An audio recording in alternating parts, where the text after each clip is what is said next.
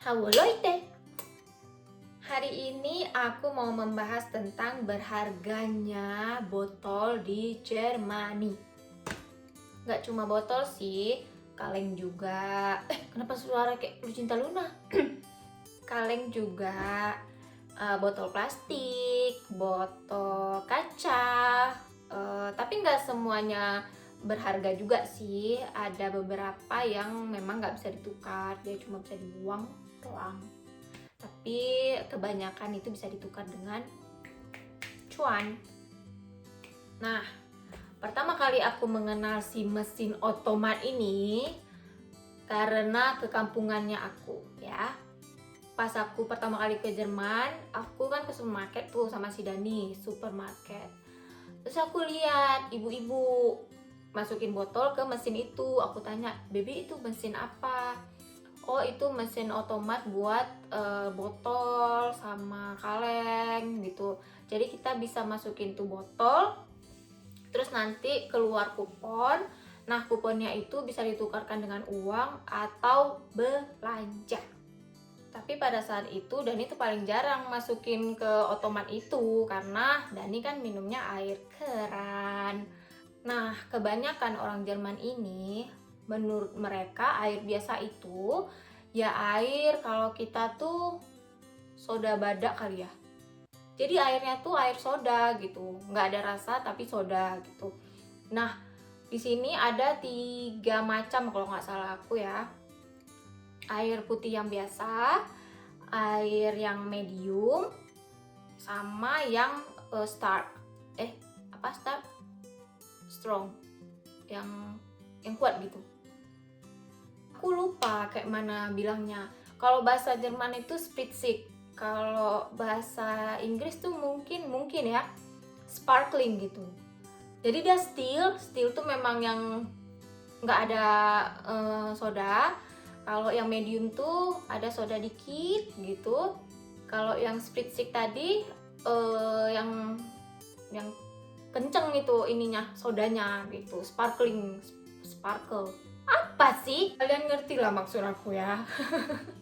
Pokoknya biasanya yang steel itu yang normal itu buat anak-anak gitu. Karena yang biasa-biasa orang sini tuh minumnya air keran.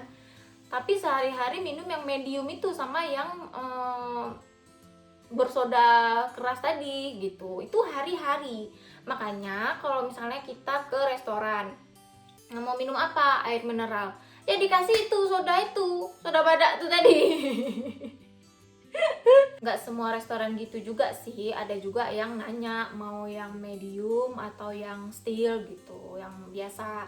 Cuman ada juga restoran yang memang tidak menyediakan air mineral biasa gitu, semuanya tuh ada sodanya. Kalau kata si Livi tuh, ponakan kami yang kecil, itu air soda itu namanya blub blub Wasser. Blub blub itu soda, Wasser itu ya water. Nah, aku nggak suka blub blub Wasser itu. Jadi aku belilah air mineral. Jadi aku coba mineral yang ini rasanya agak nggak enak. Aku coba mineral yang itu rasanya nggak enak. Kalau menurut si Dani sih water ya water kayak gitu. Air aja, nggak ada rasa yang beda. Tapi menurut aku beda. Makanya aku nggak bisa minum air keran. Jadi pada suatu hari aku ke rumah temennya Dani.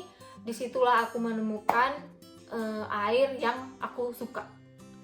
Jadi semenjak ada aku lah kita minum air mineral yang di botol untuk sehari-hari.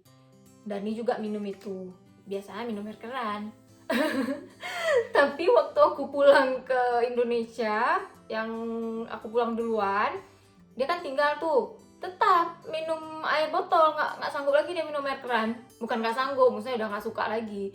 Ada juga dia beli minum yang merek lain, langsung bah aku nggak sanggup minum air nih gitu ya. Terus aku kemana-mana pergi pasti bawa ransel kecil atau besar, bawa air aku sendiri gitu, di botol aku sendiri, karena aku nggak suka air blub-blub itu. Terus kalau aku beli minum di luar juga bagusan aku minum yang air yang ada rasa gitu, misalnya kayak Coca-Cola, kayak apa, kayak Hugo gitu. Tapi kalau air mineral aku mau air aku sendiri. Tapi untungnya di rumah mama, rumah Ronja itu sama airnya, mereknya kayak aku gitu. Jadi aku aman. Kalau ke rumah keluarga aku aman. Tapi kalau misalnya kayak ada acara keluarga, ke rumah papa misalnya, papa tuh nggak ada tuh air itu. Jadi aku bawa air aku sendiri. Atau si Livi bawa air dia juga, aku minum air si Livi. Untungnya aku ada tim. Dimana ada anak-anak, udah cocok tuh aku minumnya. Karena aku nggak suka minum air blub-blub. Anak-anak nggak minum air blub-blub juga. Udah cukup kita cerita tentang air tadi yang nggak jelas tadi. Tapi kan aku menjelaskan sedikit aja karena perbedaan air di sini gitu. Sekarang kita cerita tentang sistemnya.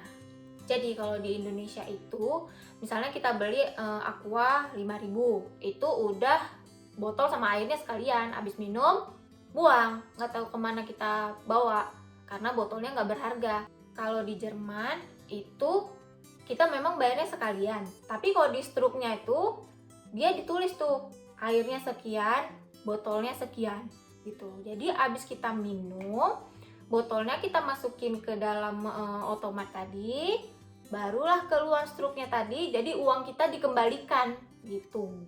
Masalah harganya, tunggu gue tengok dulu ya, aku harus pakai kacamata. Rupanya aku masih nampak sedikit. Ini udah ku oret-oret, ku kali-kali ya kira-kira.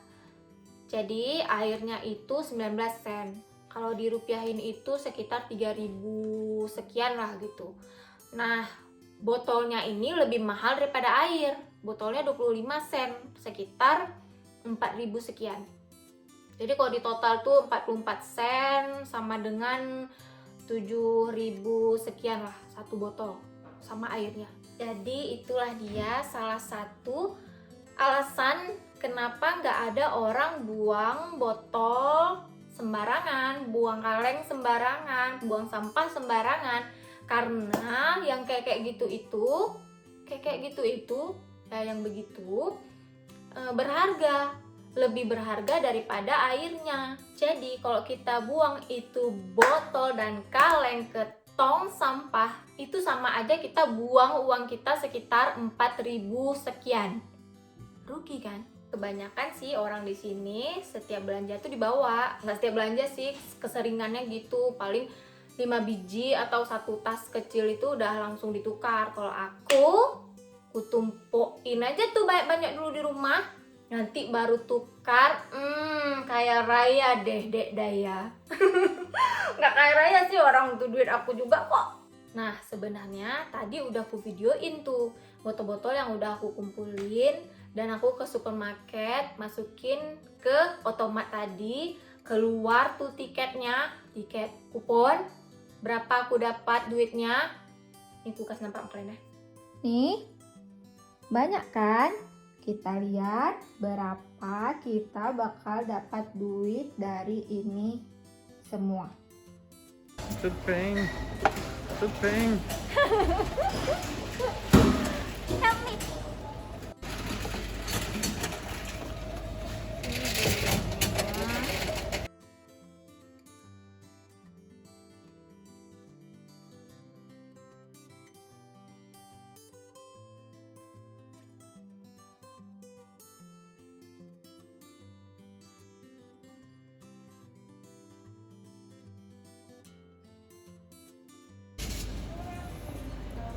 Baik ya.